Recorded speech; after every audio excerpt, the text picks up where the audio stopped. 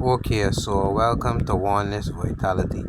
I haven't thought of an intro yet, so just bear with me. I just saying what on my mind and saying was basically real, was fact. So we're gonna talk about man's law versus nature's law, right? And I believe I did this already, but we're gonna go into a little bit more than what I talk about in healing thoughts. As I said, we should be more advanced now. So let me talk. Okay, man's law says that you could only have one mate, right? And you gotta marry. But as I said before, in nature, there's no marriage. There's no marriage in nature. Okay? In nature, the strongest survives, and that's who gets to breed. Right? Two, in nature, there's always combat. Right? So, in nature, just because you start a conflict and you can't win it, and now you want to turn you back and say, I done. There ain't none of that in nature. You start it, it got end, even if it ended death. So man's law swoops in and says, but we got end the conflict. So guess what? If a man and you get in a fight and you beat it because you was the more skilled fighter, and he says, man, I get home for my gun and come back and shoot you. You are supposed to allow him to turn around, casually walk home, and casually walk back and shoot you, just so that you be right in the eyes of the law. But guess what? By the time this person do this, you're already dead, right? So, what I'm trying to say is, if you were to attack this person when they turn the back to leave to go home, the law would say you are wrong. You attack that man with his back turned. So the law now will arrest you. You understand? And that person will get to go free. That's man's law. Man's law is some bullshit. Nature's law is what really matters, because at the end of the day, man's law needs to have firepower in order to work, right? If something came around with more superior firepower, we will have no choice but to call it our new government. So case in point, the government, the law, the authorities use bullets to keep us in line. And for other countries, they use bombs. So when other countries get out of line, they threaten them with war. Understand me? So, if something was to come along now that had superior firepower to bullets, superior firepower to missiles and bombs, we will have no choice but to say, okay, you are my new leader now. So, if I was a man that could call down lightning, if I was a man that could call hurricanes and tornadoes, if I was a man that could cause earthquakes and tsunamis by tapping into a certain frequency, you would have no choice but to call me your new leader, because I'm doing something that's superior to the firepower that already keeps you in check. So, if I show you, right, this is just an example. I'm not saying I could do this, or at least I can't do it just yet. But let's say I was able to just, will a tornado into existence. Sounds stupid, right?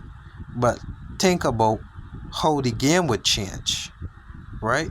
Because you could drop bombs on everybody, but if a tornado was to just suddenly come out of thin air in your establishment, in your institution, in your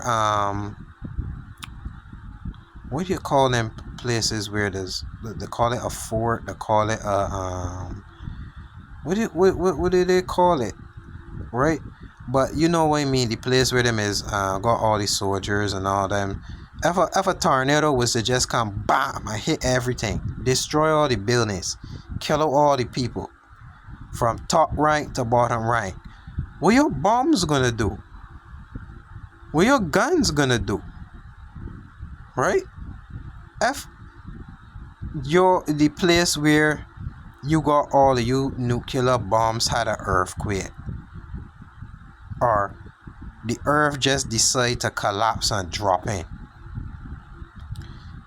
what you gonna do? You can't do nothing. So it's like, if there was something to that came around that had superior firepower to what you currently had, or had a way to cancel out what you have to keep everybody else in check, there's no way for you to stay the dominant one.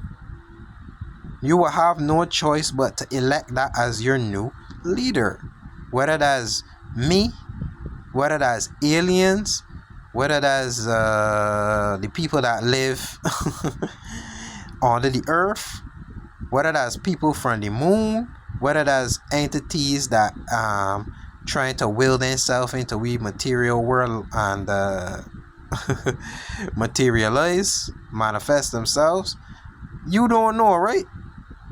But when they get here, you can certainly know, and you ain't gonna have a choice, right? The same way the government takes what it wants by force because of man's law, right? You still gotta bow to nature.